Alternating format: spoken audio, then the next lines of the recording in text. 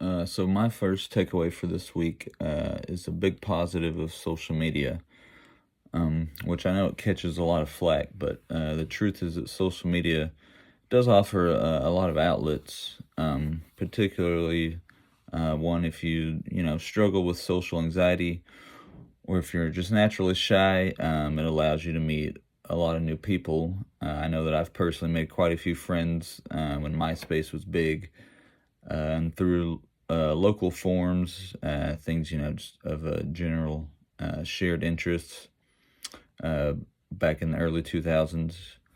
And you can also be exposed to new music or new books, just a lot of new media in general. It really can open up a whole new world for people. My second takeaway is over our constant access to information and how it leads to digital amnesia. Now, I know this is something that varies from person to person, but it is something that has been proven to be quite prominent over the past few years. With access to near infinite amount of information, and because of that, we consume so much just on a daily basis. And there's really only so much room in our heads to store all of it.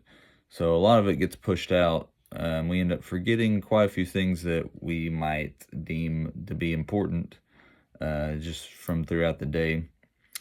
But also, you can only commit, to remembering so much, and because of that, you just kind of rely on the ability to look up things, and it can sort of let our memories get lazy in a way. My third takeaway is on the moral judgment. I know in the chapter, it mentions that characters in shows, being able to separate them from their actions.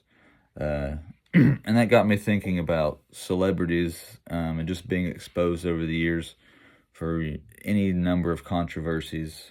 Um, a lot of the times, we associate actors with the characters that they play, and we might think that they embody a lot of those traits that the characters have, even though deep down, we know that they're humans and that acting is their job. And in fact, they are nothing like the roles that they take. And just, I feel like with the internet, we've kind of gotten to the point through exposure, just where we can really start separating the artists from their art. Or, if it's always been that way, like I said, with the internet, it's just easier to do so. A fourth takeaway is the lack of media literacy and public education. There's been a lot of talk over the past few decades about public education being in decline and how it's sort of becoming a numbers game, like just passing kids so they have a higher graduation rate to receive more funding, and also how standardized testing goes and how it's kind of hindered a lot of kids, maybe more than it's helped. And then with the pandemic, a lot of stuff shifted just in how public schools were taught and how they functioned. And it seems like because of all this, teaching good media literacy isn't going to be a high priority anytime soon for a lot of school boards. Which also, unfortunately, there's been a lot of seeping over of politics into school curriculum, um, banning things, just a lot of crazy stuff.